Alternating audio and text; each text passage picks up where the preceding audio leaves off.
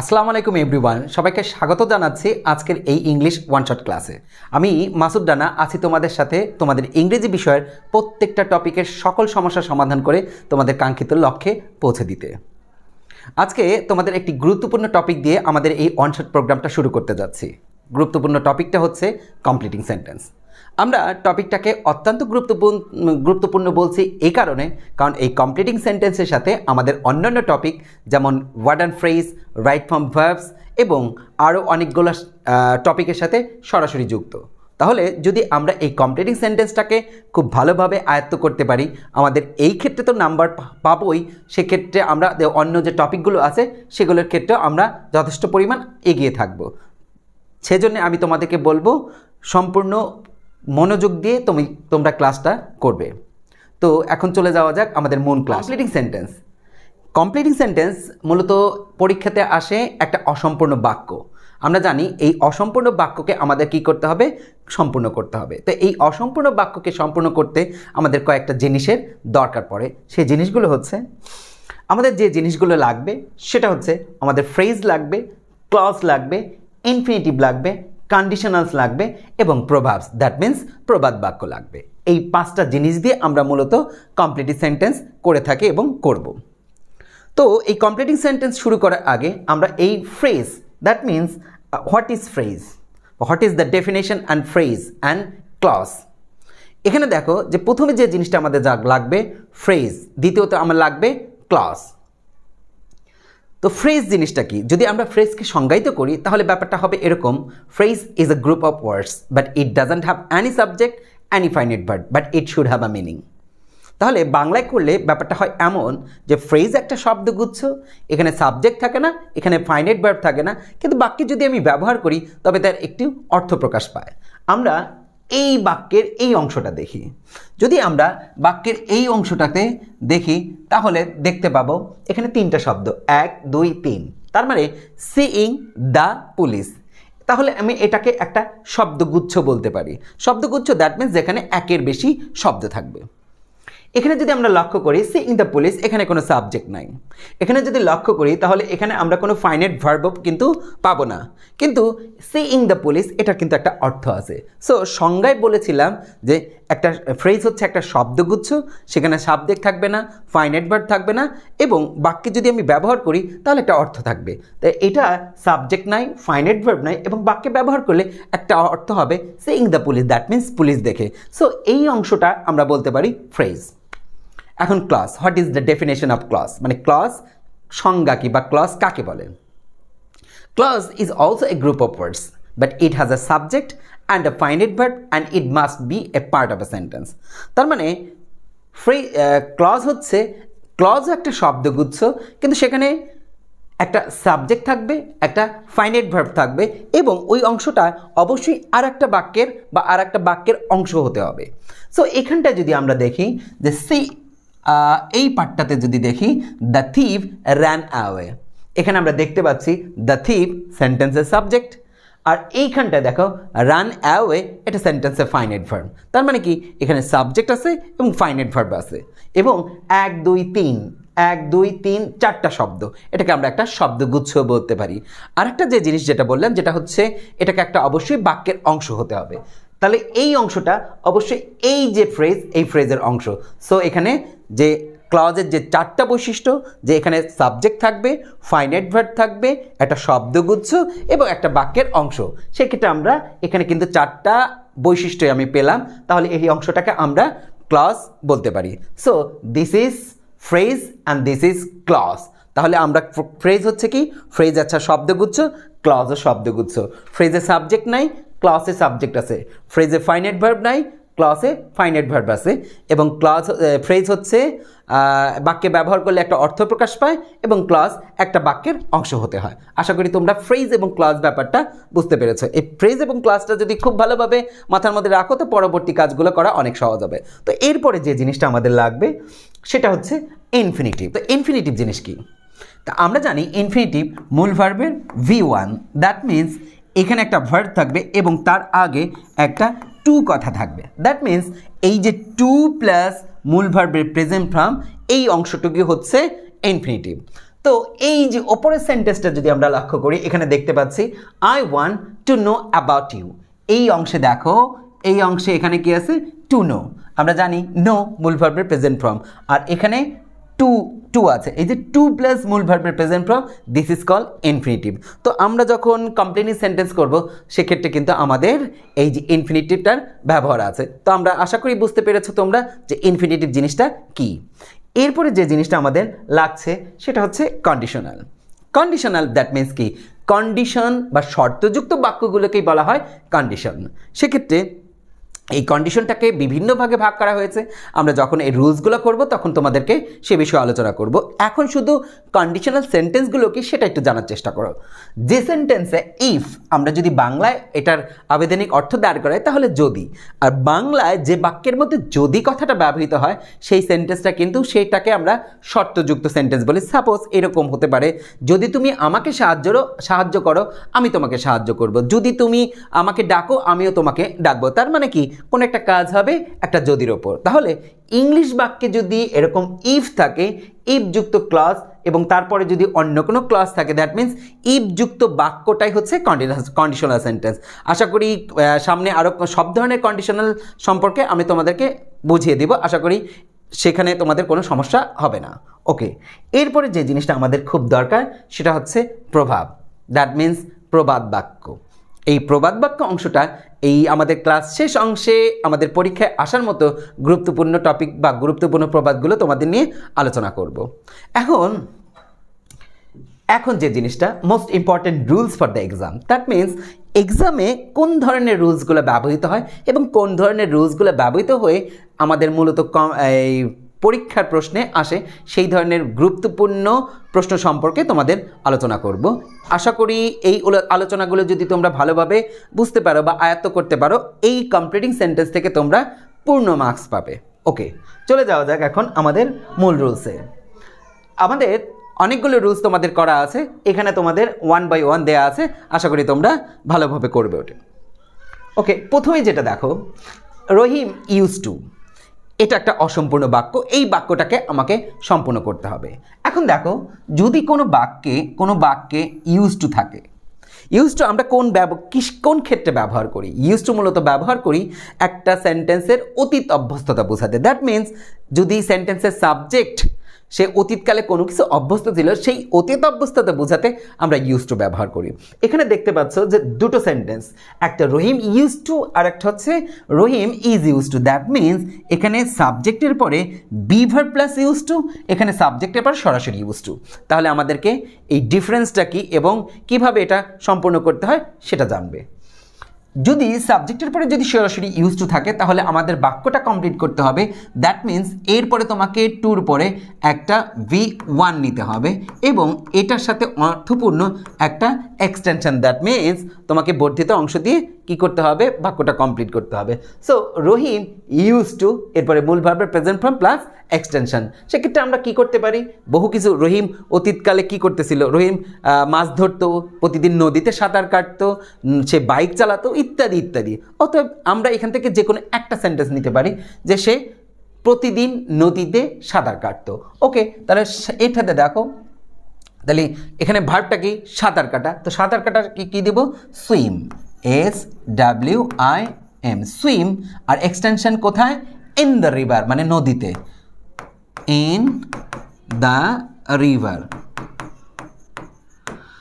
তাহলে সম্পূর্ণ বাক্যটা হচ্ছে Rahim use to swim in the river, মানে রহিম নদীতে সাঁতার কাটতো। আশা করি তোমরা বুঝতে পেরেছো। ঠিক একই বাক্য Rahim is use to, that means subject plus be verb plus use to.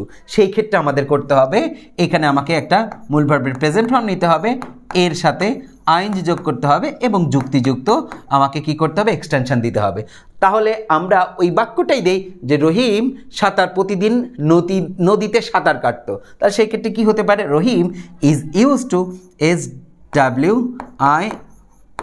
SWIMMING, swimming in the river, RIVER, river. দেখো শুধুমাত্র পার্থক্য কি? একই অর্থ প্রকাশ করছে, কিন্তু শুধুমাত্র পার্থক্যটা হচ্ছে সাবজেক্টের পরে সরাসরি ইউজ টু ব্যবহার করার ফলে এখানে মূল ভার্বের প্রেজেন্ট ফর্ম প্লাস বাকি অংশ, আর এখানটায় মূল ভার্বের প্রেজেন্ট ফর্মের সাথে আইএনজি প্লাস বাকি অংশ একই। আশা করি তোমরা বুঝতে পেরেছো।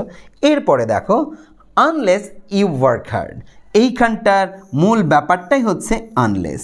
যদি কোনো ক্লজ আনলেস দিয়ে শুরু হয়, আনলেসের আবিধানিক অর্থ কি? যদি না। তার মানে আনলেস দিয়ে যে বাক্যটা হবে এটা একটা ক্লজ কানেক্টর, এটা দিয়ে একটা যে বাক্যটা হবে মানে ক্লজটা হবে, পরের ক্লজটা হতে হবে নেগেটিভ। তার মানে যদি না, এই আনলেস ইউ ওয়ার্ক হার্ড, যদি না কঠোর পরিশ্রম করো, তাহলে কি হতে পারে? বাংলায় আমাদেরকে এই ধরনের কী ব্যবহার করি? তুমি জীবনে সফল হবে না, ব্যাপারটা এইরকম। সেই ক্ষেত্রে আমাদের পরের ক্লাসটা হতে হবে, এখানে একটা কমা ব্যবহার করতে হবে, তারপর কি নিতে হবে? সাবজেক্ট প্লাস ক্যান অথবা উইল প্লাস V1 প্লাস বাকি অংশ, V1 প্লাস এখানে একটা জিনিস যেটা ব্যবহার করতে হবে, যে এখানে একটা জিনিসই করতে হবে, সেটা হচ্ছে যে সাবজেক্ট প্লাস ক্যান অথবা উইল, এরপরে আমাকে একটা নট করতে হবে, কারণ এই আনলেস দিয়ে বাক্যটা যেটা হবে পরের ক্লাসটাও কিন্তু আমাকে নেগেটিভ করতে হবে, কারণ এই আনলেস শব্দটা কিন্তু একটা নেগেটিভ শব্দ। তো আনলেস দিয়ে যে ক্লাসটা হবে সেটা যেমন নেগেটিভ, এবং এর পরে যে ক্লাসটা হবে সেটা কিন্তু আমাদের নেগেটিভ করতে হবে। সো এখানটায় এই মডাল অক্সিলারি পরে আমরা নট ব্যবহার করব, এবং এরপরে মূল ভার্বের প্রেজেন্ট ফর্ম ব্যবহার করব, এবং যুক্তিযুক্ত একটা এক্সটেনশন ব্যবহার করব। সেক্ষেত্রে যদি তুমি কঠোর পরিশ্রম না করো বা যদি না করো, তাহলে সে কী হতে পারে? তুমি জীবনে সফল হতে পারবে না। সেক্ষেত্রে আমরা ব্যবহার করতে পারি ইউ ক্যান নট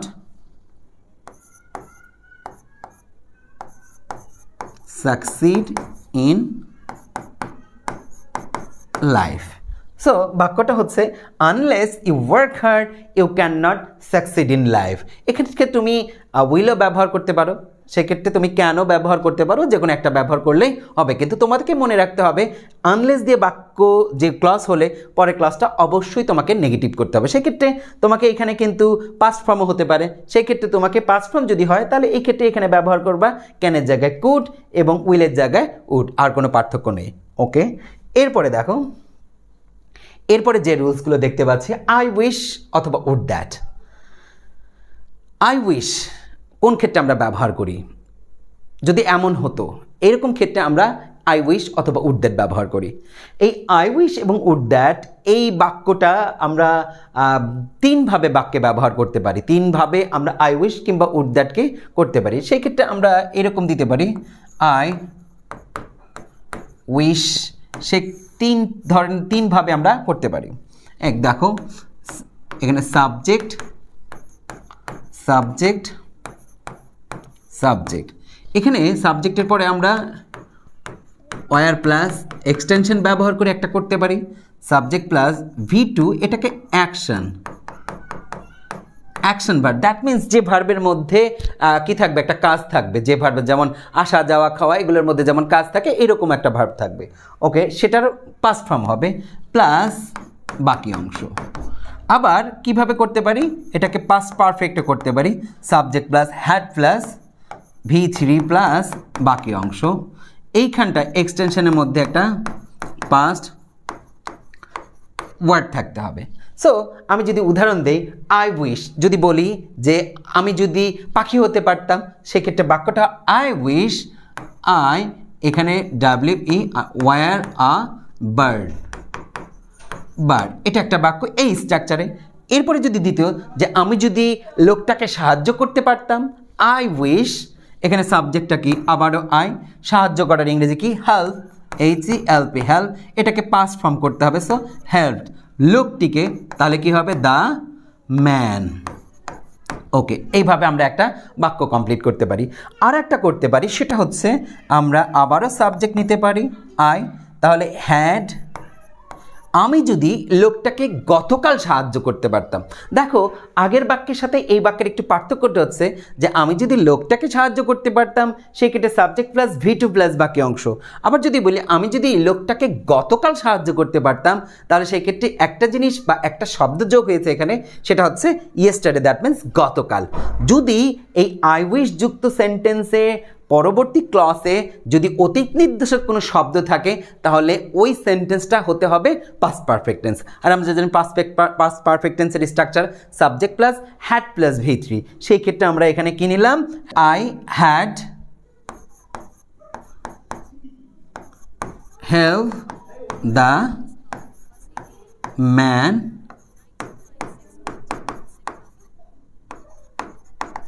yesterday। তাহলে দেখো এই আই উইশ এবং উড দ্যাট, এখানে কিন্তু শুধু আই উইশ লিখেছে, উড দ্যাটও তুমি ব্যবহার করতে পারো। দ্যাট মিনস এই আই উইশ এবং উড দ্যাট এই ধরনের বাক্যকে আমরা তিনভাবে কমপ্লিট করতে পারি। তাহলে এই বাক্যগুলোকে যদি আমরা মাথায় রাখি আমাদের কমপ্লিটিং সেন্টেন্স যেমন হচ্ছে, আবার যদি রাইট ফ্রম ভার্বের ক্ষেত্রে ভার্বের অংশ দেয় তাহলে কিন্তু এখানে কিন্তু প্রত্যেকটার ক্ষেত্রে আমাদের ভার্বের ব্যবহার আছে। তাহলে ফরমেশনগুলো কিন্তু আমরা বুঝতে পারবো এবং ওখানেও কিন্তু ভার্বের সঠিক ব্যবহার করতে পারবো। ওকে, এরপরে যদি দেখো যে this is the man who, this is the man who, এইখানে হুটা দেখো, এই হুটা কিন্তু একটা relative pronoun.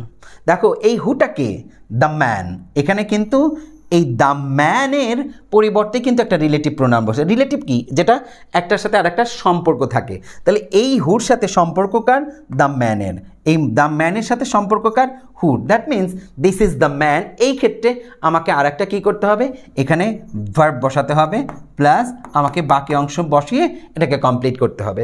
So this is the man who, যে কোনো কিছু দিতে, দিস ইজ দ্য ম্যান এই সেই মানুষ, যে আমার বাবা, যে আমার বন্ধু, যে আমার কাজিন, তুমি দিতে পারো। সেই ক্ষেত্রে এই হুর পরে তুমি একটা ভার্ব ব্যবহার করতে হবে।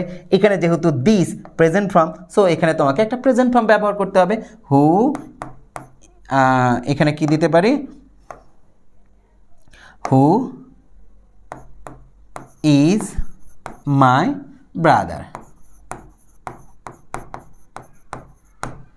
তাহলে দেখো this is the man who is my brother. এরকম রিলেটিভ প্রোনাউন কিন্তু আরও ভিন্ন ভিন্ন রিলেটিভ প্রোনাউন আছে। দ্যাট মিনস যদি কোনো জায়গা হয় তাহলে হয়ার, যদি ব্যক্তি হয় তাহলে হয় হচ্ছে হু, যদি কোনো বস্তু কিংবা বিষয়বস্তু হয় তাহলে দ্যাট অথবা হুইচ, যদি সময় হয় তাহলে সেই ক্ষেত্রে আমরা ব্যবহার করি হোয়েন। এরকম রিলেটিভ প্রোনাউন কিন্তু আরও ব্যবহৃত হয় এবং আশা করি তোমরা এগুলো দিতে পারবা। ওকে, এরপরে যে জিনিসটা যাব, I am studying hard with a view to। এই সেন্টেন্সে আমাদের রুলস হচ্ছে with a view two, with a view two. যদি বাক্যের মধ্যে উইথ আ ভিউ টু থাকে তাহলে বাক্যটা আমাদের কিভাবে কমপ্লিট করতে হয়, সেই ক্ষেত্রে এখানে আমাকে নিতে হবে একটা V1 নিতে হবে এবং এটার সাথে আইএনজি যোগ করতে হবে এবং একটা যুক্তিযুক্ত এক্সটেনশন নিতে হবে। With a view to that means জন্য। তাহলে I am studying hard with a view two, আমি ভালো করে পড়াশোনা করছি কিসের জন্যে, দ্যাট মিনস কোনো একটা ভালো ফলাফল করার জন্যে। তাহলে I am studying hard with a view two, এখানে দেখো ভার্ব ভালো রেজাল্ট করা, দ্যাট মিনস কি ব্যবহার করবো আমরা, মেক। ভালো রেজাল্ট করার ক্ষেত্রে আমরা কোন শব্দটা ব্যবহার করি, আমরা মেক ব্যবহার করি। কি ব্যবহার করি, আমরা মেক ব্যবহার করি। সেই ক্ষেত্রে এখানে মেক, আর এই যে এখানে উইথ এ ভিউ টুর জন্য এই ভার্বেরটার সাথে আমাকে কি যোগ করতে হবে, আইএনজি যোগ করতে হবে। সো বাক্যটা শব্দটা হয়ে যাবে মেক থেকে মেকিং। মেকিং কি, ভালো রেজাল্ট, তার making a good result, a good. তাহলে দেখো বাক্যটা কি হলো, I am studying hard with a view to making a good result. Okay, I am studying hard with a view to making a good result. আশা করি তোমরা এটা বুঝতে পেরেছো। এখানে দেখো it is, has, was, many years since. এখানে তোমাকে একটু খেয়াল করতে হবে যে সিন্সের আগে যদি এখানে প্রেজেন্ট টেন্স থাকতে পারে, প্রেজেন্ট টেন্সের সবগুলো থাকতে পারে, প্রেজেন্ট ইনডিফিনিট, পারফেক্ট কন্টিনিউয়াস ইত্যাদি ইত্যাদি। তো ম্যাক্সিমাম সময় প্রেজেন্ট টেন্সের ক্ষেত্রে প্রেজেন্ট ইনডিফিনিট এবং প্রেজেন্ট পারফেক্ট ব্যবহৃত হয়। তোমাকে খেয়াল করতে হবে এই সিন্সের আগের ক্লাসটা যদি প্রেজেন্ট ইনডিফিনিট অথবা প্রেজেন্ট পারফেক্ট হয়, পরের ক্লাসটা হবে পাস্ট ইনডিফিনিট। ওকে, তাহলে এই ইজ এবং has that means present form যদি থাকে তাহলে আমাকে বাক্যটা হতে হবে যে ক্লাসে, তার মানে কি এখানে আর একটা ক্লাস, কারণ এই সেন্সটা হচ্ছে ক্লজ কানেক্টর, তাহলে পরে আমাকে একটা ক্লজই হতে হবে। আর ক্লজের ক্ষেত্রে আমাদের কি করতে হয়, সাবজেক্টটা ম্যান্ডেটরি। সেই ক্ষেত্রে আমাকে কি করতে হবে, সাবজেক্ট এবং এটার জন্যে V2 প্লাস বাকি অংশ। যদি এই সেন্সের আগের ক্লজটা প্রেজেন্ট টেন্স অথবা প্রেজেন্ট পারফেক্ট থাকে, পরের ক্লাসটা হতে হবে পাস্ট ইনডিফিনিটে। সেই ক্ষেত্রে বাক্যটা হতে পারে এমন, এখানে বাক্যটা দেওয়া আছে যে ইট ইজ অথবা it has many years since, অনেক বছর। ওকে, তাহলে সেই ক্ষেত্রে যে অনেক বছর চলে গেছে যখন তোমার সাথে আমার শেষ দেখা হয়েছিল। ওকে, তাহলে সেই ক্ষেত্রে সাবজেক্ট কি, এখানে আই দিতে পারি অথবা উই দিতে পারি আই। আর সাক্ষাৎ করার ইংরেজি হচ্ছে কি মিট, এটা যেহেতু মিট হচ্ছে প্রেজেন্ট ফর্ম, আমাকে দিতে হবে পাস্ট ফর্ম। সো এখানে বাক্যটা হতে পারে মেট ইউ। ওকে, এখন যদি এই সিন্সের আগেরটা যদি পাস্ট হয় তাহলে সেই ক্ষেত্রে আমাকে দিতে হবে, ক্লাসটা হতে হবে এইরকম, subject plus had plus V3 plus বাকি অংশ। দ্যাট মিনস এখানে সেন্সের আগের ক্লাসটা যদি পাস্ট হয় তাহলে তোমাকে পরেরটা দিতে হবে পাস্ট পারফেক্ট। সো এই বাক্যটাই আমি করলাম। আই এখানে পাস্ট ইনডিফিনিটের জন্যে V2 ছিল, এখানে পাস্ট পারফেক্টের জন্যে একটা হ্যাড হবে এবং তারপরে V3, মিট V1, মেট V2 এবং মেট V3। এটা হতে পারে তখন এমন, আই হ্যাড মেট ইউ। আশা করি বুঝতে পেরেছ। এরপরে দেখো বিফোর, এখানে বিফোর এবং এরপরে একটা বাক্য বিফোর এবং আফটার, দুটো একটার সাথে আর একটা ওতপ্রোতভাবে জড়িত। একটা সেন্টেন্সে বিফোর থাকতে পারে এবং আফটার থাকতে পারে। আমাদের কমপ্লিটিং সেন্টেন্সে শুধু মনে রাখতে হবে যে সেন্টেন্সে বিফোর থাকে তার মানে কি এই আফটার এবং বিফোর যুক্ত সেন্টেন্সে মূলত দুটো টেন্স থাকে, একটা পাস্ট পারফেক্ট, একটা পাস্ট ইনডিফিনিট। এখন প্রশ্ন হচ্ছে যে একটা বিফোর এবং আফটারের একটার আগে আর একটা থাকে বা একটার পরে আর একটা থাকে। এখন খেয়াল করতে হবে যে পাস্ট ইনডিফিনিট কোথায়, পাস্ট পারফেক্টটা কোথায়। তোমাকে খেয়াল করতে হবে যদি বিফোর থাকে তাহলে এই তার আগের সেন্টেন্সটা হতে হবে পাস্ট পারফেক্ট এবং পরের সেন্টেন্সটা হবে পাস্ট ইনডিফিনিট। তার মানে হচ্ছে এই বিফোরের পরে সাবজেক্ট, আমাকে পরের ক্লাসটা হবে সাবজেক্ট প্লাস V2 প্লাস বাকি অংশ। দ্যাট মিন্স এই বিফোরের পরে আমাকে এই স্ট্রাকচারে দিয়ে আমাকে কমপ্লিট করতে হবে।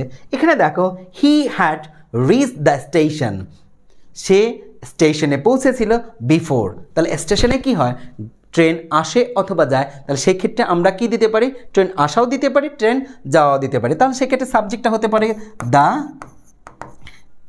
ট্রেন, সেক্ষেত্রে আমার সাবজেক্টটা হতে পারে দ্য ট্রেন, TRAIN, ট্রেন।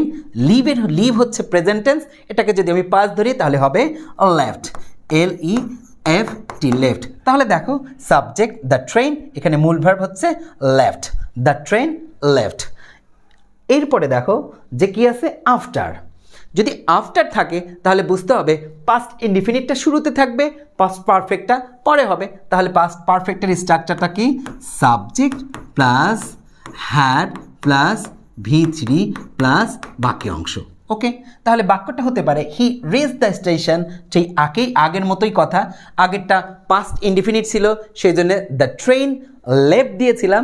ঠিক একই বাক্যটা নেব, সেক্ষেত্রে চেঞ্জটা হবে কি দ্য ট্রেন, এখানে V2 জায়গায় হবে কি হ্যাড আর V3 হবে লেফটি, LEFT, লেফট। ওকে, তাহলে আগেরটা বাক্যটা ছিল হচ্ছে পাস্ট ইনডিফিনিটে, এখানে কিন্তু বাক্যটা হয়ে গেল পাস্ট পারফেক্টে। আশা করি বুঝতে পেরেছো। এরপরে দেখো উইদাউট ওয়ার্কিং হার্ড, এই সেন্টেন্সের রুলসটা হচ্ছে যদি সেন্টেন্সে উইদাউট থাকে এবং এরপরে যদি ভার্বের সাথে আইএনজি যদি কোনো ভার্ব থাকে, দ্যাট মিন্স এটাকে বলা হয় জেরান। আমরা জেরান জানি যে মূল ভার্বের প্রেজেন্ট ফর্মের সাথে যদি আইএনজি যুক্ত করে নাউনের মতো বাক্যে কাজ করে, that is call gerund.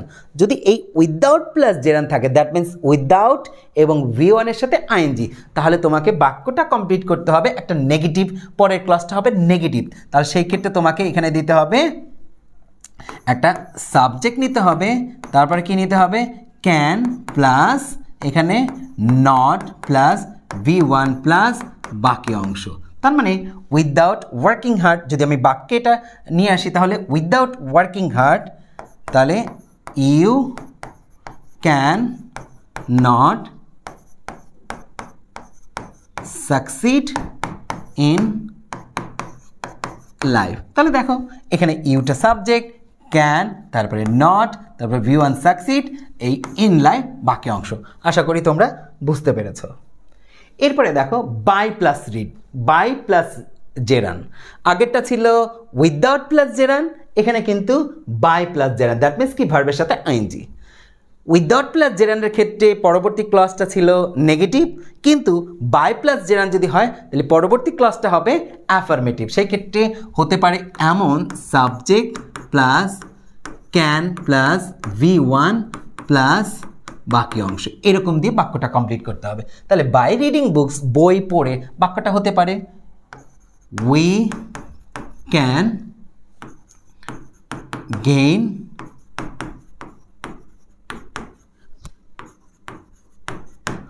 We can gain knowledge. এখানে সাবজেক্ট উই ক্যান, এখানে V1 হচ্ছে গেইন আর বাকি অংশ হচ্ছে knowledge, we can gain knowledge. Okay, এরপরটা দেখো, এরপরে হচ্ছে রুলসটা হচ্ছে সো দ্যাট। এখানে কিন্তু সো দ্যাট এবং আর একটা শব্দ হতে পারে, আর একটা কানেক্টর হতে পারে, সেটা হচ্ছে in order that. So that এবং ইন অর্ডার দ্যাট একই ব্যাপার, যার অর্থ হচ্ছে যাতে। এখানে এই সো দ্যাট বা ইন অর্ডার দ্যাট দুভাবে বাক্যে ব্যবহৃত হতে পারে। দ্যাট মিনস সো দ্যাটের আগের ক্লজটা প্রেজেন্ট টেন্স হতে পারে, সো দ্যাটের পরের আগের ক্লজের ভার্বটা পাস্ট টেন্সও হতে পারে। যদি এই সো দ্যাট বা ইন অর্ডার দ্যাটের আগের ক্লজটা V1 হয় তাহলে স্ট্রাকচারটা হবে এরকম, তখন subject can oblique may plus V1 plus বাকি অংশ।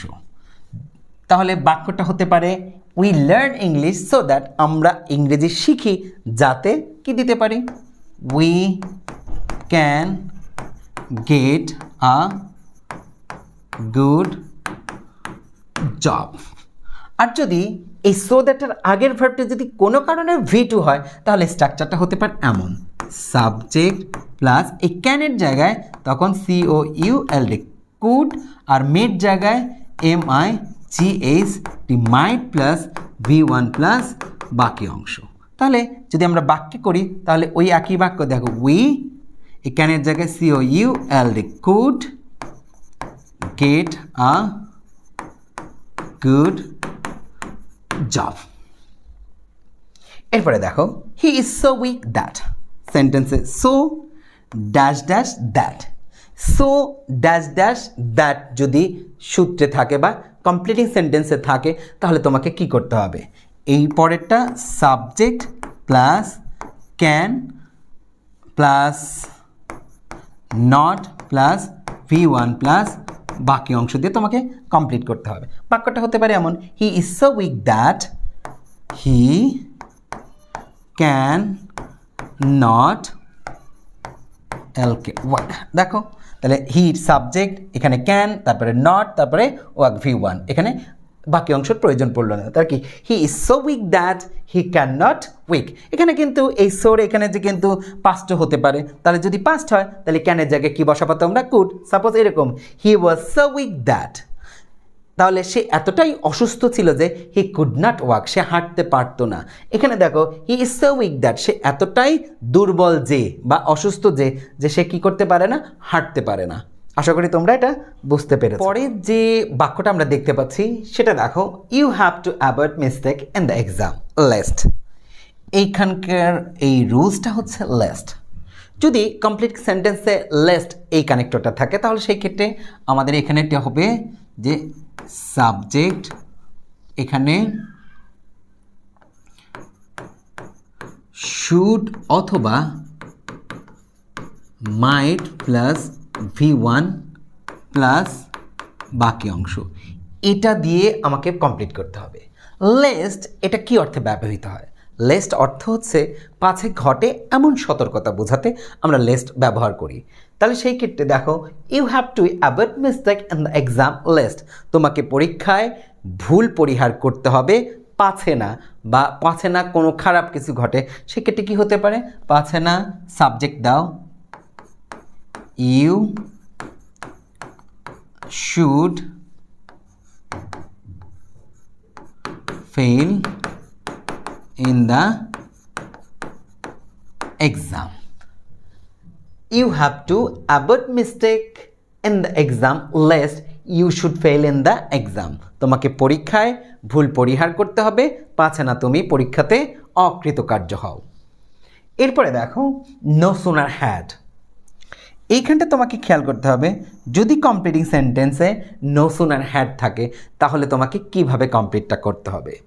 যদি নো সুনার হ্যাড থাকে এরপরে no sooner had that means এখানে চারটা একই ধরনের বাক্য থাকবে, as soon as, no sooner had, hardly had, scarcely had, যেটার আবিধানিক অর্থ বা বাক্যে কী অর্থে ব্যবহৃত হয়, কোনো কিছু ঘটতে না ঘটতেই। দ্যাট মিন্স কোনো কিছু ঘটতে না ঘটতেই আমরা কি ব্যবহার করি, as soon as, no sooner had, hardly had, scarcely had. কিন্তু সেন্সটা একই ধরনের, কিন্তু সেন্টেন্সে একটু ব্যবহারের একটু তারতম্য আছে এবং সেন্টেন্সের অ্যাফার্মেটিভ নেগেটিভের একটা ব্যাপার থাকে। তো ওগুলো আমাদের জানতে হবে না, আমাদের শুধু একটু খেয়াল করতে হবে কমপ্লিটিং সেন্টেন্স যদি নো সুনার হ্যাড দিয়ে বাক্যটা হয় তাহলে এই ক্লজটা শেষে আমাকে কি দিতে হবে, THAN, দেন এরপরে যেটা নিতে হবে একটা সাবজেক্ট নিতে হবে এবং মূল ভার্বের পাস্ট ফর্ম নিতে হবে এবং একটা এক্সটেনশন নিতে হবে। তাহলে দেখো no sooner had the thief seen the police, চোর পুলিশকে দেখতে না দেখতেই, তাহলে সাবজেক্টটা কী হবে, সেক্ষেত্রে এখানে কিন্তু দেন দেয়া আছে, দেন ওকে প্লাস, ওখানে এখানে প্লাস নিব না, এখানে পুরো সেন্টেন্সটা করে যাব। তাহলে সেই ক্ষেত্রে no sooner had then the, এখানে যেহেতু থিপ অলরেডি দেয়া আছে সো আমরা থিপটাও এখানে ব্যবহার করব না, সেক্ষেত্রে আমরা ব্যবহার করব এই থিপের pronoun he, then he ran away. তাহলে দেখো no sooner had the thief seen the police then he ran away, চোর পুলিশকে দেখতে না দেখতেই সে দৌড়ে পালালো। ওকে, এরপরে একটা যেটা দেখো অ্যাজ সুন অ্যাজ, যদি এই সেন্টেন্সে অ্যাজ সুন অ্যাজ থাকে তার যার অর্থও কিন্তু কোনো কিছু ঘটতে না ঘটতেই, সেই ক্ষেত্রে আমাকে এখানে একটা কমা ব্যবহার করতে হবে। কি ব্যবহার করতে হবে, কমা ব্যবহার করতে হবে। এরপরে যে ক্লজটা আমি ব্যবহার করব সেটা কিন্তু সাবজেক্ট প্লাস V2 প্লাস বাকি অংশ, দ্যাট মিন্স নো সুনার হ্যাডের যে ক্লজটা ব্যবহার করেছিলাম পাস্ট ইনডিফিনিট, ঠিক অ্যাজ সুন অ্যাজের ক্ষেত্রেও কিন্তু একই, শুধু একটা পার্থক্য হচ্ছে ওইখানে দ্যান ব্যবহার করা হয়েছিল আর এখানে এই ক্লজটা শেষে কিন্তু একটা কমা ব্যবহার করা হবে। Okay, as soon as the thief saw the police, একই কথা, হি র্যান অ্যাওয়ে। ওকে, এখন এইটা দেখো যে হার্ডলি হ্যাড, হার্ডলি হ্যাড কিন্তু একই অর্থে বাক্যে ব্যবহৃত হয়, কোনো কিছু ঘটতে না ঘটতেই। এই হার্ডলি হ্যাড যদি বাক্যে ব্যবহার করা হয় তাহলে ওই ক্লজটা শেষে আমাকে একটা হোয়েন ব্যবহার করতে হবে। কি ব্যবহার করতে হবে, হোয়েন। এবং এরপরে যে জিনিসটা নিতে হবে আমাকে একটা সাবজেক্ট নিতে হবে, আবারও V2, দ্যাট মিন্স মূল ভার্বের পাস্ট ফর্ম প্লাস এক্সটেনশন। তার মানে কি এই বাক্যটা হবে পাস্ট ইনডিফিনিটে। তাহলে বাক্যটা হতে পারে এমন, hardly had we reach the station, আমরা স্টেশনে পৌঁছাতেই বহু কিছু হতে পারে, ট্রেন আসতে পারে, ট্রেন চলে যেতে পারে, বৃষ্টি আসতে পারে, বৃষ্টি থামতে পারে। ওকে, পৌঁছাতে না পৌঁছাতে যেহেতু স্টেশনে আমরা ট্রেন রিলেটেড কোনো কিছু দেই, hardly had we reach the station the, ও এখানে আমাদের যেটা ব্যবহার করতে হবে সেটা হোয়েন। ওকে, তাহলে সেক্ষেত্রে আমাকে নিতে হবে প্রথমে when the train left. Okay, hardly had we reach the station when the train left, ট্রেনটি চলে যেতে না যেতেই আমরা স্টেশনে পৌঁছালাম বা পৌঁছেছিলাম। ওকে, এরপরে দেখো স্কার্টসলি হ্যাড, যদি বাক্যের মধ্যে স্কার্টসলি হ্যাড থাকে এটারও অর্থ হবে কোনো কিছু ঘটতে না ঘটতেই। এক্ষেত্রে দেখো যে স্কার্টসলি হ্যাডের ক্ষেত্রেও কিন্তু আমার সেম হার্ডলি হ্যাড এবং স্কার্টসলি হ্যাডের কিন্তু একই স্ট্রাকচার। তার মানে এখানে আমাকে এই যে হোয়েন দিতে হবে এবং এরপরে আমাকে কি বসাতে হবে, প্রথমে যেটা কি, ওকে, তারপরে কি নিতে হবে, সাবজেক্ট প্লাস V2 প্লাস বাকি অংশ। তাহলে বাক্যটা হতে পারে এমন, তাহলে কি hardly had we reach the station, same এখানে কি দিলাম, ট্রেনটি চলে গিয়েছিল, এখানে ট্রেনটা আসলো, when the ট্রেন কেম। দেখো হোয়েন নিলাম, তারপর দ্য ট্রেন নিলাম এবং মূল ভার্বের পাস্ট ফর্ম নিলাম হোয়েন। তাহলে উত্তরটা হলো কি hardly had we reach the station when the train came, মানে ট্রেনটি আসতে না আসতেই আমরা স্টেশনে পৌঁছেছিলাম। এখানে আমরা ট্রেনটি চলে যেতে না যেতেই আমরা স্টেশনে পৌঁছেছিলাম। এখানে চোর পুলিশকে দেখতে না দেখতেই সে দৌড়ে পালিয়েছিল।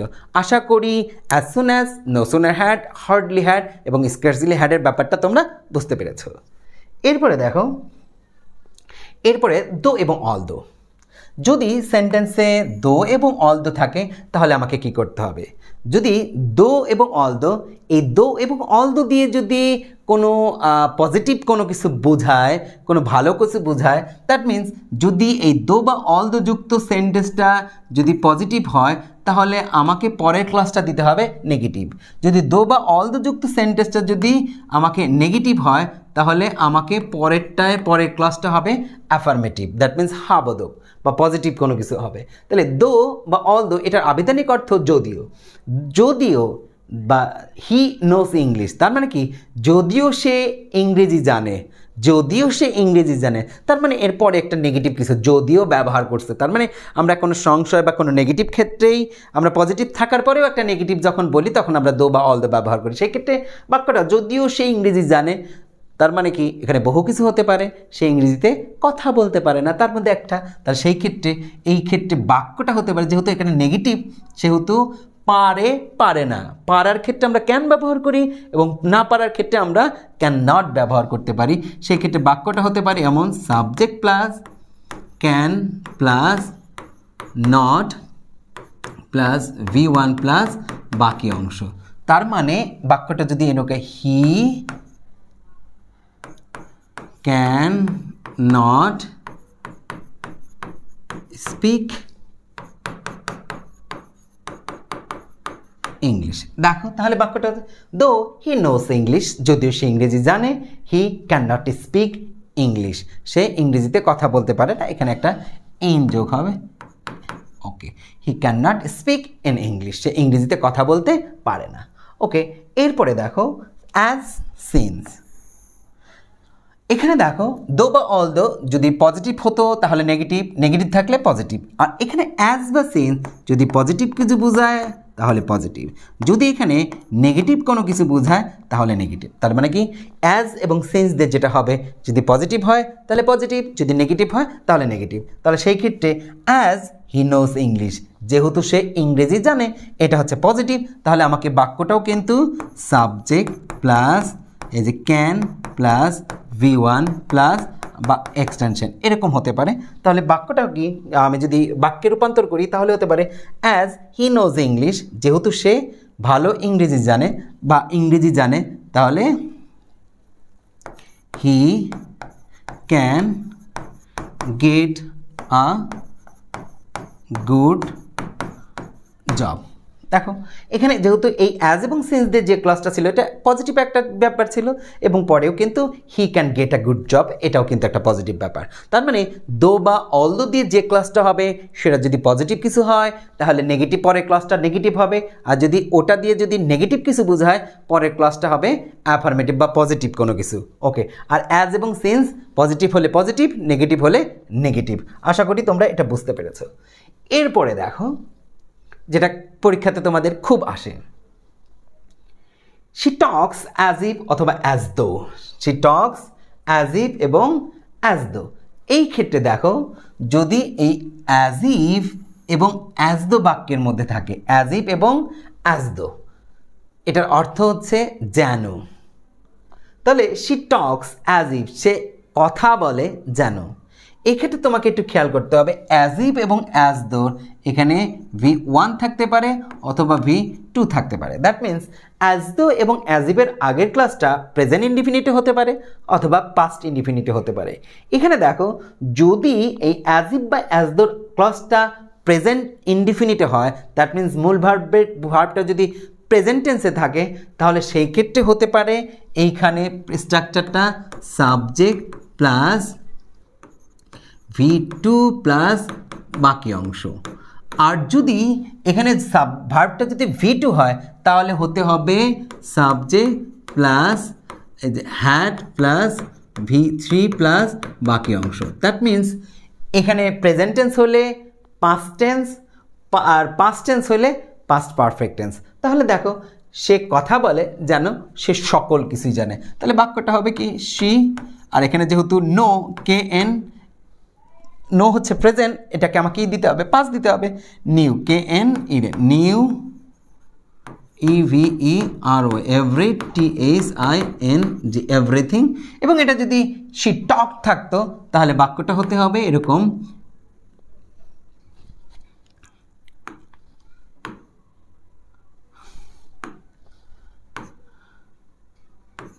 she had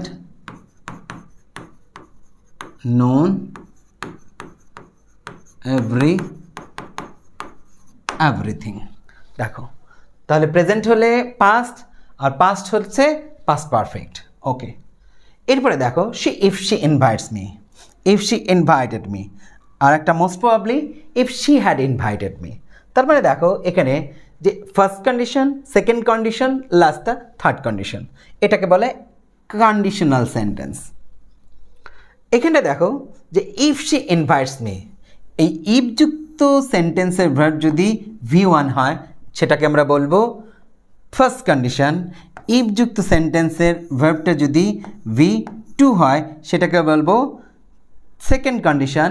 ইফ যুক্ত সেন্টেন্সের ভার্বটা যদি হ্যাড প্লাস V3 হয়, দ্যাট মিন্স পাস্ট পারফেক্ট হয়, তাহলে সেটাকে বলবো আমরা থার্ড কন্ডিশন। এখন দেখো ফার্স্ট কন্ডিশন হলে পরের ক্লজটা এক ধরনের, সেকেন্ড কন্ডিশনে এক ধরনের, থার্ড কন্ডিশনে আর এক ধরনের। এখানে দেখো যে ই প্লাস V1 যদি হয় তাহলে আমার স্ট্রাকচারটা হবে সাবজেক্ট, এখানে শ্যাল অথবা উইল প্লাস V1 প্লাস বাকি অংশ। ওকে, তাহলে বাক্যটা হতে হবে ইফ শি ইনভাইটস মি, যদি আমাকে সে নেমন্তন্ন করে তাহলে কি হবে I shall join the party. Okay, তাহলে দেখো সাবজেক্ট আই, এরকম শ্যাল বা উইলের পরিবর্তে এখানে মধ্যে থেকে আমরা শ্যাল নিই না, বিকজ ফার্স্ট পার্সনের ক্ষেত্রে আমরা সবসময় শ্যাল বি ব্যবহার করি। এবং এই যে জয়েন এটা হচ্ছে V1 আর দ্য পার্টি এটা বাকি অংশ। ওকে, এখানটা দেখো এখানে এই ইফ যুক্ত সেন্টেন্সের ভার্বটা V2, তার মানে তোমাকে এটা করতে হবে এইভাবে, হবে এমন সাবজেক্ট প্লাস এখানে শ্যাল এবং উইলের পাস্ট হবে যথারীতি। এখানে শ্যালের পাস্ট হচ্ছে শুড, SHOULD শুড, উইলের past WOULD would, plus V1 plus বাকি অংশ। তাহলে বাক্যটা হতে ইফ শি ইনভাইটেড মি, যদি সে আমাকে নেমন্তন্ন করতো তাহলে কি করতাম I would join the party. Okay, next দেখো third condition if plus had plus V3, that means if plus past perfect. তাহলে সেই ক্ষেত্রে স্ট্রাকচারটা হতে হবে subject plus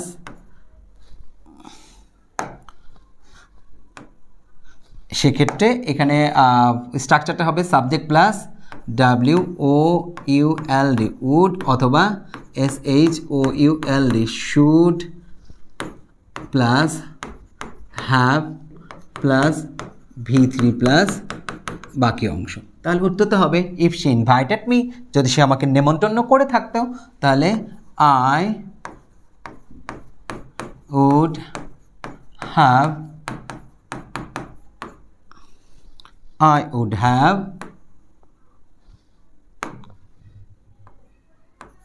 join the party।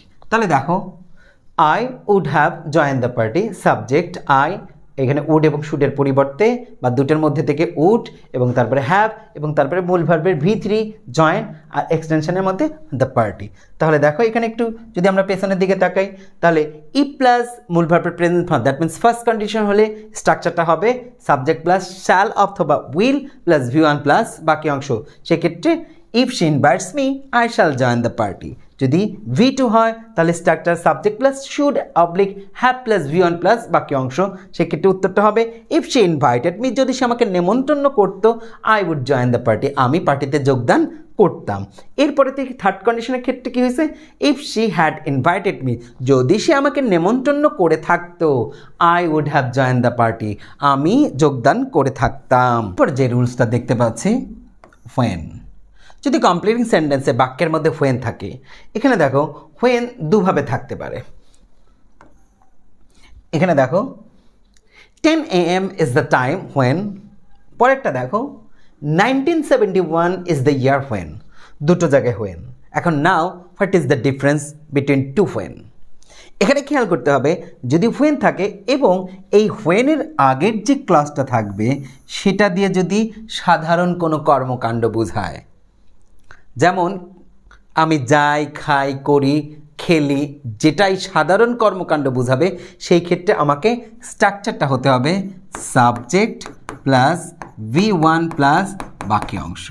ওকে, তাহলে 10 AM ইজ দ্য টাইম, সকাল 10টা একটি সময়, হোয়েন যখন কত কিছুই না হয়ে থাকে, আমি স্কুলে যাই, আমি ঘুম থেকে উঠি, আমি বাজারে যাই, আমি নদীতে সাঁতার কাটি, etcetera etcetera. Okay, 10 AM is the time when আমরা স্কুলে যাই, সেক্ষেত্রে সাবজেক্টটা কি, we go to স্কুল। ওকে, এখন পরের হোয়েনটা দেখো, যদি এই হোয়েনের আগের ক্লাসটা ঐতিহাসিক হয়, যদি ইতিহাস তার মধ্যে থাকে ওই ক্লাসের ভেতরে, তাহলে স্ট্রাকচারটা হতে হবে সাবজেক্ট প্লাস V2 প্লাস বাকি অংশ, দ্যাট মিনস পাস্ট ইনডিফিনিটে হবে। তাহলে 1971 ইজ দ্য ইয়ার, 1971 একটি বছর যখন, তাহলে কি হয়েছিল, যখন আমাদের একটা স্বাধীনতা যুদ্ধ সংগঠিত হয়েছিল, আমরা পাকিস্তান থেকে মুক্ত হয়েছিলাম। ওকে, আমরা স্বাধীনতা পেয়েছিলাম, তাহলে সেই ক্ষেত্রে কী হবে, সাবজেক্ট উই, আর উই এখানে যদি আমরা উইয়ের পরে কি আমাকে মূল ভার্বের পাস্ট ফর্ম পেয়েছিলাম, তাহলে গেট হচ্ছে প্রেজেন্ট ফর্ম, এটার পাস্ট হচ্ছে কি গট, তাহলে উই গট ইন্ডিপেন্ডেন্স, গট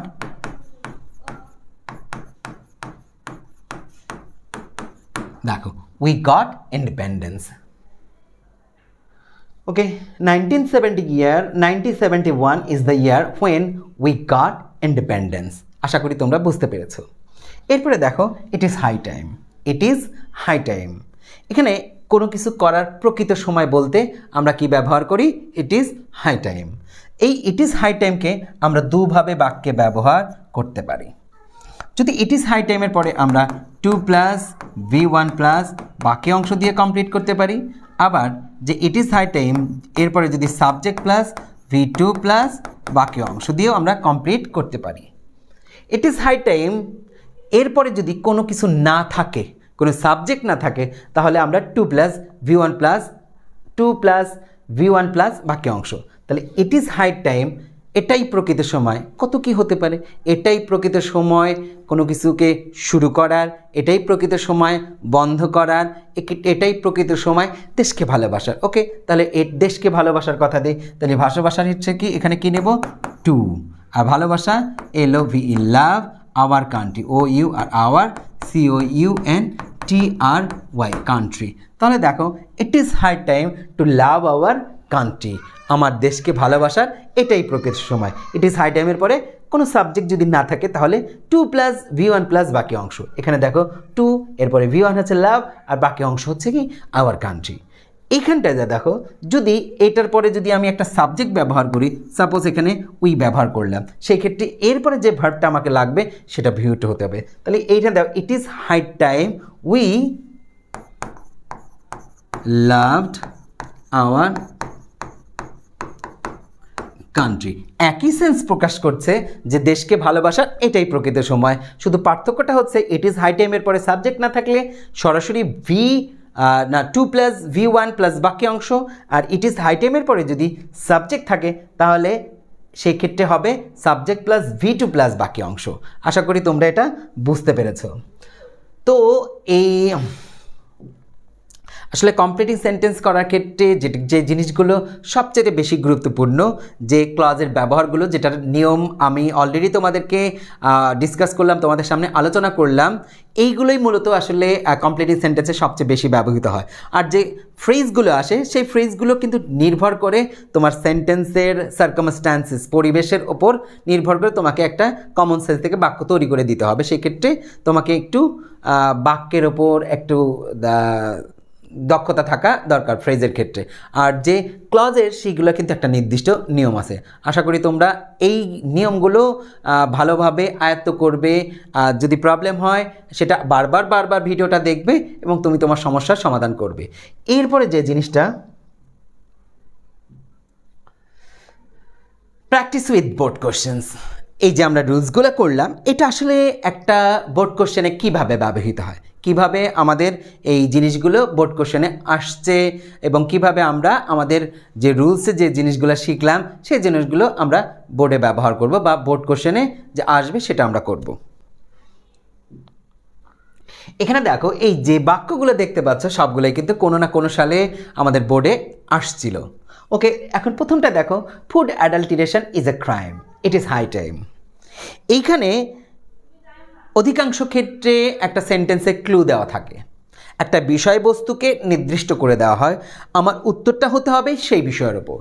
সেক্ষেত্রে আমাকে সেন্টেন্স প্যাটার্ন যেমন লক্ষ্য করতে হবে, গ্রামাটিক্যাল রুলস যেমন লক্ষ্য করতে হবে, তেমনি আমার প্রসঙ্গটাও লক্ষ্য রাখতে হবে।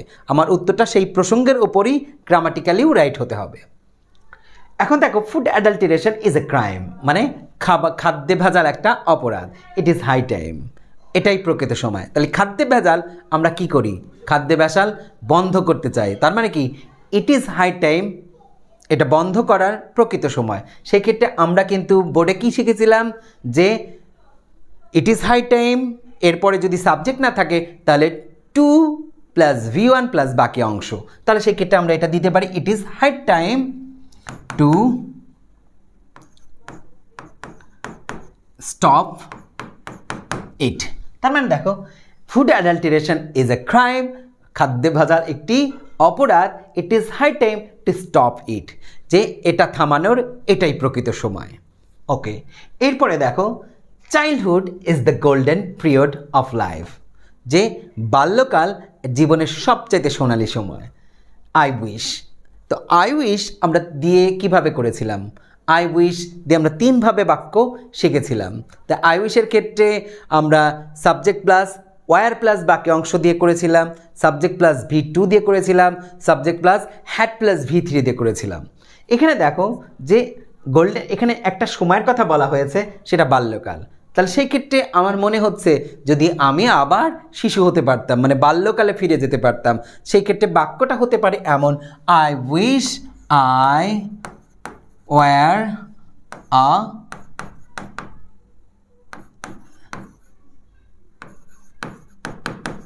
again, I were a child again, যদি আমি আবারও শিশু হতে পারতাম। এখানে দেখো scarcely had, আমরা শিখেছিলাম যদি scarcely had বাক্যে ব্যবহৃত হয় তাহলে ওই ক্লজটা শেষে আমরা কি ব্যবহার করেছিলাম, when, এবং পরে পাস্ট ইনডিফিনিট। scarcely had বাক্যে কোন অর্থে ব্যবহৃত হয়, কোনো কাজ ঘটতে না ঘটতেই। তাহলে scarcely had we got out the of home, মানে বাড়ি থেকে বের হতে না হতেই কী হলো, when, বৃষ্টি শুরু হলো। তাহলে সেক্ষেত্রে কী দিতে পারি, দ্য রেইন started started। ওকে, যে বাড়ি থেকে বের হতে না হতেই বৃষ্টি শুরু হয়েছিল। এরপরে যে জিনিসটা তোমরা দেখতে পাচ্ছ, সো দ্যাট, অলরেডি আমরা ডিসকাস করেছি যে সো দ্যাট সেন্টেন্সে কীভাবে ব্যবহৃত হয়। সো দ্যাট বা ইন অর্ডার দ্যাট, এটা এখানে দুটো থাকতে পারে, সো দ্যাট এবং ইন অর্ডার দ্যাট। তোমাদের দুটো জিনিস বলেছিলাম যে সো দ্যাট এবং ইন অর্ডার দ্যাট, এটা প্রেজেন্ট টেন্স থাকলে পরেরটা কি হয়, সাবজেক্ট প্লাস ক্যান অথবা মে প্লাস V1 প্লাস বাকি অংশ। আর যদি এটা যদি পাস্ট হয় তাহলে সেই ক্ষেত্রে তোমাকে কি করতে হবে, এই ক্যানের জায়গায় কুড এবং মের জায়গায় মাইট প্লাস V1 প্লাস বাকি অংশ। সেক্ষেত্রে এখানে দেখো, so that you should rise early, তোমাকে কোথায় ওঠা, মানে সকালে ঘুম থেকে ওঠা উচিত, যাতে, সো দ্যাট যাতে, যাতে তুমি কি, এই ক্ষেত্রে আমরা এটাকে প্রেজেন্ট ধরতে পারি। তাহলে পরেরটা আমাকে হতে হবে কি, অলরেডি ডিসকাস করেছি, subject plus can plus V1 plus বাকি অংশ। সেক্ষেত্রে বাক্যটা হতে পারে you should rise early so that you can get enough time to do your work. That mean তোমার সকালে ঘুম থেকে ওঠা উচিত যাতে তুমি তোমার কাজ করার জন্য যথেষ্ট সময় পাও। তো আমি তোমাদেরকে একটা বললাম, তোমরা এই ভিডিওগুলো আগের যে রুলসগুলো করেছিল সেই রুলসের ভিত্তিতে তুমি ভিডিওটা পজ করে এখানে কি করতে পারো, নতুন একটা বাক্য গঠন করতে পারো এবং পরবর্তীতে আমার সাথে তুমি মিলিয়ে নিতে পারো। ওকে, এরপরে দেখো বিভিন্ন বাক্য দেওয়া আছে এবং সবগুলোই কিন্তু আমাদের কিন্তু কমপ্লিটিং সেন্টেন্সের যে রুলসগুলো শিখলাম সেগুলোর ওপর ভিত্তি করে অলরেডি সবগুলো কিন্তু এগুলো বোর্ড কোশ্চেন থেকে নেওয়া। এখানে দেখো you watt to read your text again and again with a view to, যে তোমার টেক্সট বইটি বারবার পড়া উচিত। এখানে দেখো with a view to already discuss করেছি। উইথ আ ভিউ টু কি, উইথ আ ভিউ টু মানে জন্য, এবং উইথ আ ভিউ টুর পরে স্ট্রাকচারটা হয় কি, একটা মূল ভার্ব দিতে হয় এবং সেটার সাথে আইএনজি যোগ করতে হয় এবং বাকি অংশ দিয়ে কমপ্লিট করতে হয়। তাহলে বাক্যটা এমন হতে পারে যে you watt to read your text book again and again with a view to making a good result, অথবা আমরা কি দিয়ে দেয় getting a good marks from the exam. আশা করি তোমরা ব্যাপারটা বুঝতে পেরেছো। এরপরে দেখো যে you should remember that if you do not work hard you will have a chance to fail in the exam, work hard lest. এখানে তোমাকে কি করা হয়েছে যে তোমার মনে রাখা উচিত তোমাকে কি করতে হবে, if you do not work hard, যদি তুমি কঠোর পরিশ্রম না করো you will have a chance to fail in exam, পরীক্ষাতে অকৃতকার্য হওয়ার একটা সম্ভাবনা আছে। ওয়ার্ক হার্ড লেস্ট, এত কথা নাই, এত জাস্ট এখানে দিয়ে দিছে, আমাদের একটা ক্লু দিয়ে দিছে, আমার উত্তরটা এই ক্লুর উপর হতে হবে। আমরা অলরেডি কিন্তু শিখেছি যে বাক্যে লেস থাকলে কি হয়, আমরা শিখেছি যে যদি বাক্যে লেস থাকে কি অর্থে বাক্যে ব্যবহৃত হয়, পাছে ঘটে এমন সতর্কতা বোঝাতে আমরা লেসটা ব্যবহার করে থাকি। তাহলে বাক্যটা কেমন হয়েছে, আমরা রুলসে শিখেছি subject plus should oblique might plus V1 plus বাকি অংশ। সেক্ষেত্রে এই বাক্যটা হতে পারে we work hard lest you should fail in the exam, তার মানে যে কঠোর পরিশ্রম করো পাছে না তুমি পরীক্ষাতে অকৃতকার্য হও।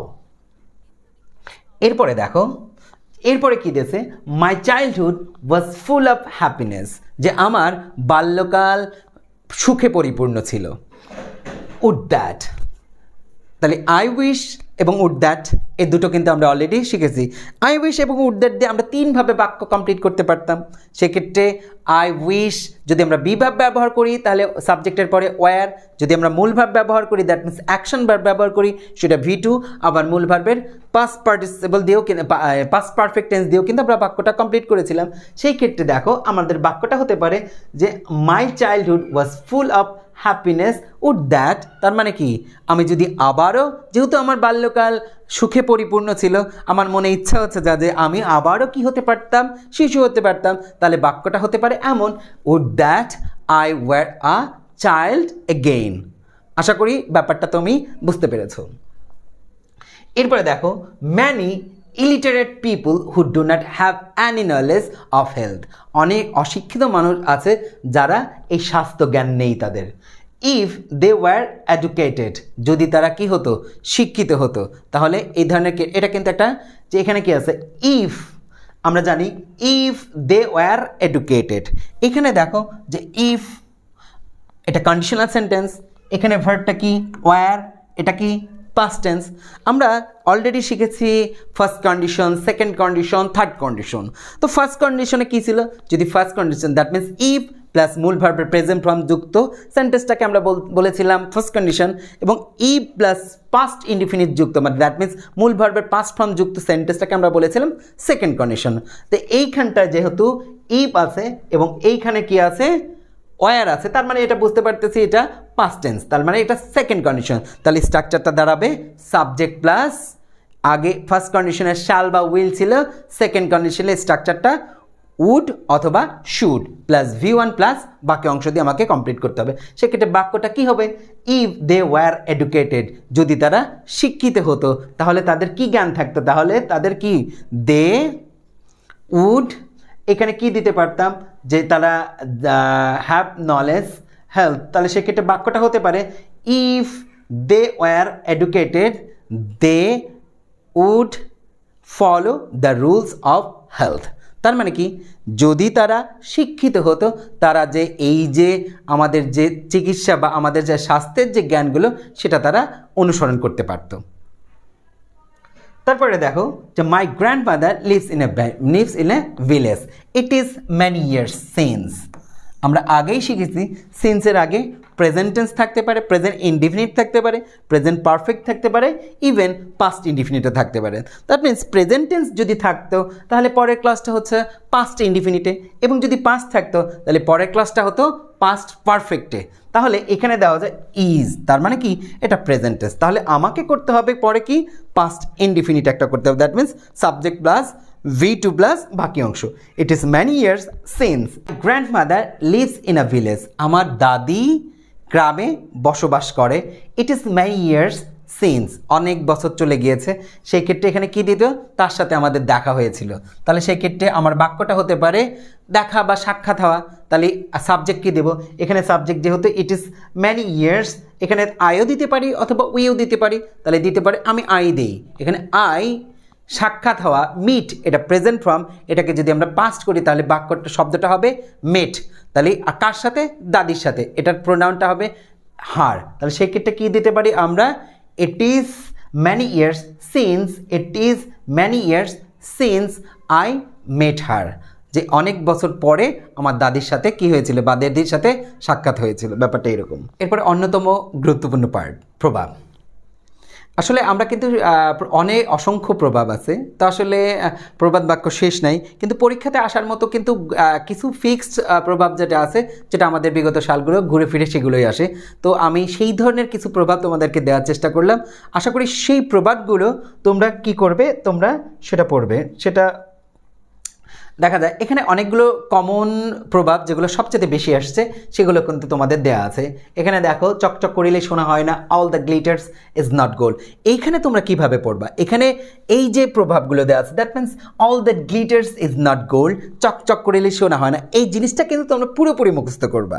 That means all that glitters is not gold, এরকম পড়ে এটার বাংলা সাথে পুরো মুখস্থ করে ফেলবে। কারণ তোমাদের কিন্তু আসবে কি, তোমাদের আসবে কিন্তু এই যে যেমন অল দ্যাট, এখানে কি all that glitters is not gold, তার মানে কি এই যে এখানে অল দ্যাট গ্লিটার্স পর্যন্ত আসতে পারে, তাহলে তোমাকে বাকিটা তোমাকে কমপ্লিট করতে হবে। তোমাকে হুবহু যদি মুখস্থ না করো তাহলে সেক্ষেত্রে কিন্তু মার্কস তুমি পাচ্ছ না। এখানে দেখো যেটা এই যে কত রকমের আছে, যেমন what is lotted can not be blotted, ভাগ্যের লিখন না যায় খণ্ডন। তাহলে এইখানটায় যে আছে, তাহলে তোমাকে কিন্তু এই পুরোটাই কিন্তু এটা মুখস্থ করতে হবে। হঠাৎ আসলো যে হোয়াট ইজ লোটেড, এই পর্যন্ত আসলো, তোমাকে কিন্তু দিতে হবে ক্যান নট বি ব্লোটেড। তো এই স্ক্রিনে যে প্রবাদগুলো দেখতে পাচ্ছ, এই প্রত্যেকটা প্রভাব খুবই গুরুত্ব সহকারে মুখস্থ করবে, এবং তোমার এর বাইরেও যে প্রবাদগুলো পড়ছো সেগুলোও নতুন করে আবার রিভাইজ দিবে, আরও কিছু জানার চেষ্টা করবে। কারণ হচ্ছে এই জিনিসগুলো সবগুলোই তো আনপ্রেডিক্টেবল, আসলে কোনটা আসবে আমরা জানি না, কিন্তু আমরা তারপরেও একটা সম্ভাব্যতা যাচাই করে তোমাদের জন্য একটা সাজেশন করে দিই, এবং সেটার মধ্যেই কিন্তু সবসময় একটা মেজরিটি এসে থাকে। কিন্তু সবগুলোই যে আসবে, যে যত বেশি জানবে তার পসিবিলিটি তত বেশি বেড়ে যাবে। আশা করি তোমরা এই প্রভাবগুলো প্রত্যেকটাই মুখস্থ করবে এবং এখান থেকে কিন্তু তোমাদের আসবেই। এরপরে দেখো বোর্ড কোশ্চেন। এই যে এতক্ষণ তোমাদের রুলস পড়ালাম, তোমাদের বোর্ড কোশ্চেন, কিছু বোর্ড কোশ্চেন নিয়েও আলোচনা করলাম, প্রভাব নিয়ে আলোচনা করলাম। এখন সরাসরি তোমাদের বোর্ড কোশ্চেন এই যে আমরা পড়ালাম, এই ব্যাপারগুলো আসলে কিভাবে প্রয়োগ করা হয়েছে বা কিভাবে কে আসছে, কত পার্সেন্টেজ আসছে, সেগুলো নিয়ে একটু তোমাদেরকে আলোকপাত করি। এখানে দেখো সরাসরি কিন্তু এখানে তোমাদের বোর্ড কোশ্চেন দেওয়া আছে। এখানে দেখো যে আমরা আলোচনা করেছিলাম যে একটা কমপ্লিটিং সেন্টেন্স করার ক্ষেত্রে আমাদের কয়টা জিনিস লাগবে, আমাদের ফ্রেজ লাগবে, আমাদের ক্লজ লাগবে, ইনফিনিটিভ লাগবে, কন্ডিশন লাগবে এবং প্রবাব লাগবে। এখানে দেখো ক্লজ আমরা সবগুলো মানে যেগুলো যে ক্লজগুলোর ব্যবহার সবচেয়ে বেশি সেগুলো প্রত্যেকটা ক্লজের রুলস কিন্তু তোমাদেরকে আমরা দেওয়ার চেষ্টা করলাম। সেখানে ইনফিনিটিভ তোমাদের আলোচনা করেছি, কন্ডিশনাল সেন্টেন্স আলোচনা করেছি এবং প্রভাবগুলো আলোচনা করছি। কিন্তু এই ফ্রেজ কিন্তু আসলে নির্দিষ্টতা নাই যে ফ্রেজ আসলে এই রুলসের মধ্যে। ফ্রেজটা তোমাকে সেন্টেন্সটা দেখতে হবে, সেন্টেন্সের সার্কামস্টান্সেসটা বুঝতে হবে এবং ওর আলোকে কিন্তু কমন সেন্স দিয়ে তোমাকে একটা বাক্য তৈরি করতে হবে। এখানে দেখো যে আমি তোমাদেরকে কি পড়ালাম, এখানে দেখো প্রভাব কিন্তু দেওয়া আছে, দেয়ার ইজ এ প্রভাব। এখানে তুমি অনেকগুলো প্রভাব পড়ছো, এখানে যদি মেনশন করে না থাকে তাহলে তুমি যে কোনো একটা প্রভাব এখানে ব্যবহার করবা। আর যদি এই প্রভাবটার যদি কোনো ক্লু দেওয়া থাকে যে টাইম হ্যাজ উইংস, তার মানে কি এখানে সময় নিয়ে বলা আসছে, তাহলে সময় নিয়ে তুমি কি প্রভাব পড়ছো, time and tide waits for none বা ওয়েট ফর নান, এই ধরনের একটা প্রবাদ পড়ছো, সময় এবং নদীর স্রোত কাহার জন্য অপেক্ষা করে না। সেই ক্ষেত্রে ওইখানে সুনির্দিষ্ট প্রভাবটা দিবা। আর যদি শুধু এখানে দেখো এখানে কিন্তু কোনো কিছু ক্লু দেওয়া নাই, তার মানে কি এখানে একটা প্রবাদ বসালেই কিন্তু তোমার হয়ে যাবে। এখানে দেখো তারপরে কি এই যে তোমাদের রিলেটিভ প্রোনাউন শিখাইলাম, হোয়ার আমরা আলোচনা করেছি যে কোনো ব্যক্তির ক্ষেত্রে রিলেটিভ প্রোনাউন হু বসে, জায়গার ক্ষেত্রে হোয়ার বসে, সময়ের ক্ষেত্রে হোয়েন বসে, আর যদি কোনো বিষয় অথবা বিষয়বস্তু হয় তাহলে হুইচ অথবা দ্যাট বসে। সেরকম এখানে কিন্তু একটা প্রোনাউন রিলেটিভ প্রোনাউন দিয়ে আছে, এটা করে তোমরা বুঝতে পারছো। এখানে দেখো আনটিল নিয়ে আলোচনা করা হয়েছে, এটা তোমরা এটা পারবা। এটা এখানে দেখো সো দ্যাট নিয়ে অলরেডি তোমাদের সাথে আলোচনা করা হয়েছে, এগুলো তোমরা পারবা। বিকজ নিয়ে আলোচনা করে হয়েছে, এটা নিয়ে তোমরা পারবা। এখানে দেখো নো সুনার হ্যাড অলরেডি আলোচনা করা আছে যে নো সুনার হ্যাড আসলে বাক্যে ব্যবহার করলে কিভাবে এটা আমাদের কমপ্লিট করতে হবে। ওকে, এটা পরবর্তী আর একটা বোর্ড কোশ্চেন দেখো, এটাও কিন্তু তোমাদেরকে কিন্তু শুরুতেই আলোচনা করেছি যে বাক্যে ইউজ টু থাকলে কিভাবে বাক্যটা কমপ্লিট করতে হয়। সেক্ষেত্রে তোমরা এটা দেখো এখানে, তারপরে এইখানে দেখো এই যে ইট ইজ হাই টাইম কিন্তু দেওয়া আছে, অলরেডি আমরা আলোচনা করেছি। যে ইফ কন্ডিশনাল সেন্টেন্স এগুলো কিন্তু তোমাদের কিন্তু আলোচনা করা হয়েছে। তার মানে এই যেগুলো জিনিসগুলো তোমাদের আলোচনা করেছি সেগুলোর মধ্যে থেকেই কিন্তু মূলত তোমাদের বোর্ড কোশ্চেন আসছে। সো এই বিষয়ে আমার কাছে মনে হয় না চিন্তা করার বিশেষ কিছু আছে।